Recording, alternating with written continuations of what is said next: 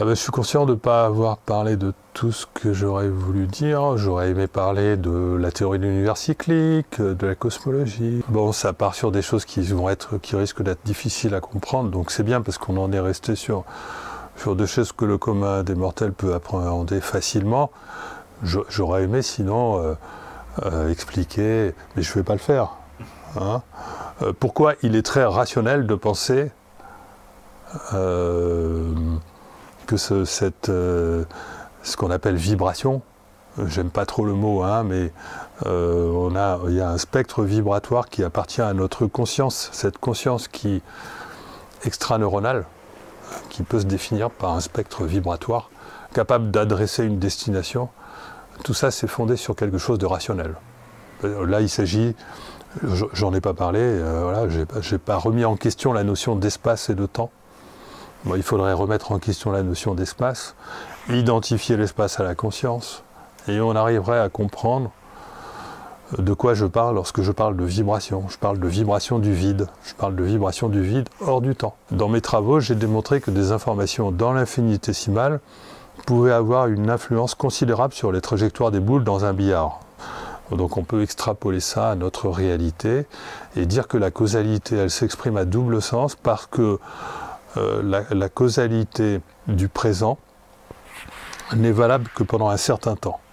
Après, il apparaît à multivers. Et donc, si le futur est déjà créé, ce n'est pas par la mécanique. Et donc, ce qui crée le futur, c'est autre chose. Et en l'occurrence, on peut faire des calculs pour démontrer que ce qui détermine le futur à terme, ce sont les vibrations du vide. D'où toute cette théorie qui peut avoir l'air parachuté, même avoir un côté New Age, alors que pas du tout, puisqu'il y a des arguments scientifiques tout à fait valables pour la rendre tout à fait rationnelle. On peut dire que l'intention est portée par la vibration.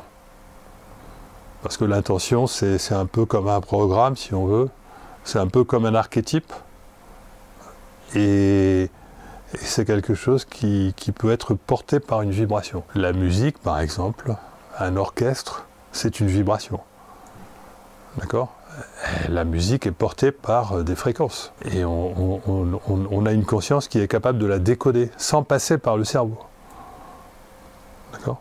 La musique, c'est quelque chose que la conscience peut appréhender sans avoir besoin d'un cerveau. Idem pour la vision. Ça, j'en ai pas parlé non plus, mais on peut... J'explique souvent que la vision n'est pas créée par le cerveau. Notre conscience de ce qui nous entoure n'est pas créée par notre cerveau. Notre cerveau sert à analyser l'information.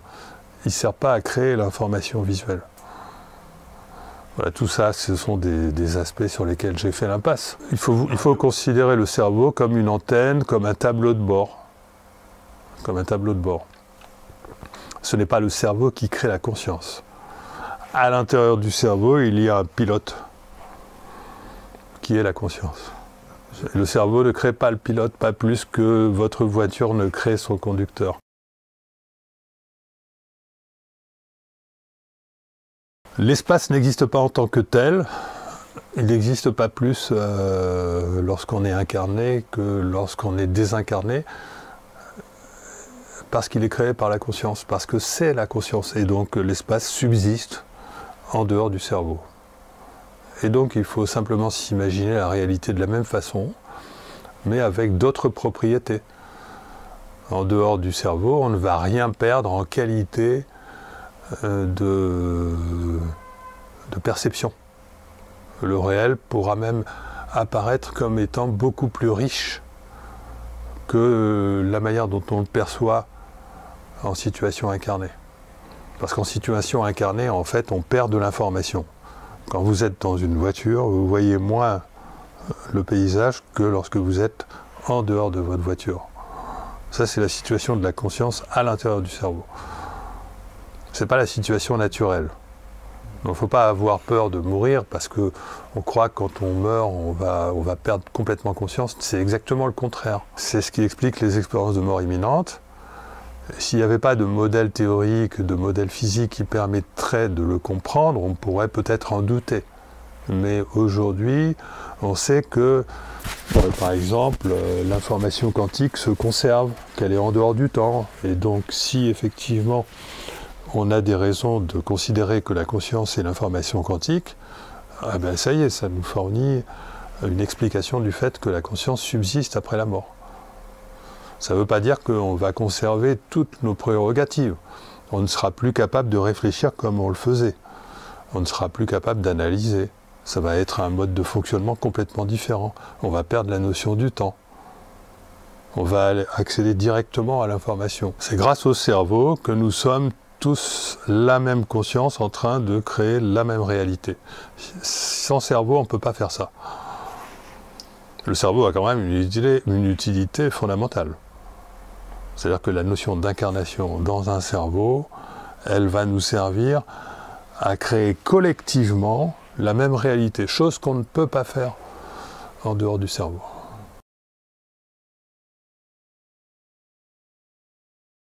Le sens de l'incarnation, c'est d'améliorer progressivement l'espace-temps, c'est-à-dire notre réalité collective, dans le sens d'un mieux vivre, de manière à ce que rejouer par exemple le XXe siècle s'il y a besoin, hein, aussi longtemps qu'on pense qu'on peut l'améliorer.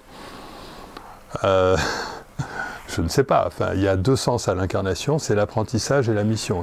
La mission, c'est l'idée de changer la destinée de ce qui a été vécu auparavant, et l'apprentissage, c'est de profiter du voyage. C'est-à-dire qu'il y a quand même un intérêt à vivre de manière incarnée pour vivre des expériences amusantes, enthousiasmantes, etc. Hein, donc on peut aussi vivre des expériences où l'on souffre, mais ça c'est peut-être aussi parce qu'il y a un intérêt à vivre ça de manière à corriger une mauvaise direction prise par l'âme. Donc on peut arriver à comprendre le sens de l'incarnation de multiples façons, que ce soit vers le plaisir ou pour comprendre certaines souffrances. On a toujours besoin de progresser, et de toute façon, il suffit d'une seule vie pour comprendre quel est l'intérêt de, par exemple, traverser des épreuves. Avant de traverser une épreuve, l'âme n'est pas à même de choisir cette épreuve. Il est nécessaire pour elle de ne pas savoir qu'elle va la traverser. Après l'avoir traversée, l'âme comprend qu'il était utile et même fondamental d'avoir traversé cette épreuve. Donc si l'âme est capable de comprendre après une épreuve pourquoi il était nécessaire pour elle de la traverser, ben ça justifie l'épreuve. Et en plus, ça justifie le fait que notre futur nous soit voilé.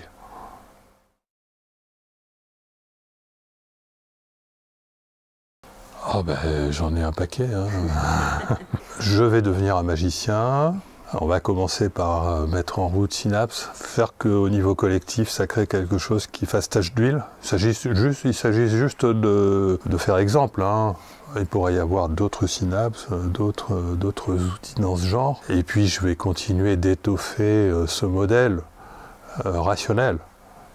Puisque moi, le but de mes travaux, quand même, il se dessine depuis 15 ans hein, de la même manière. C'est pas de démontrer l'existence de l'âme, parce que, pas la démontrer, de montrer l'existence de l'âme, de la rendre évidente. Donc ça c'est mon objectif principal, c'est de rendre absolument évidente l'existence de l'âme, parce qu'à ce moment-là, on pourra massivement aller vers un monde où on va relativiser l'ego, parce que c'est l'ego qui nous emmène à chaque fois, qui fait qu'il y a des conflits, qui fait qu'on n'arrive pas à construire le nouveau, parce qu'on répète sans arrêt les mêmes histoires, qui nous relient qui répètent sans arrêt le même passé, et qui font qu'on est toujours en échec. Mais là, on a la chance d'être à une époque où on a appris tellement de choses sur la conscience et sur les pouvoirs insoupçonnés de la conscience, tous les pouvoirs extraordinaires de la conscience, que je vois mal comment on pourrait ne pas y aller. Donc je suis très optimiste. Il y a beaucoup de choses il y a beaucoup de facteurs convergents qui nous amène irrémédiablement, à mon avis, vers ce nouveau futur. Alors ça ne va pas se faire en quelques années, mais on va en quelques années voir que, enfin moi je le vois déjà qu'on y va. Hein, donc, mais en quelques années, on va voir massivement qu'on y va. Et en quelques décennies, on y sera vraiment allé. Enfin, moi je vois les choses comme ça.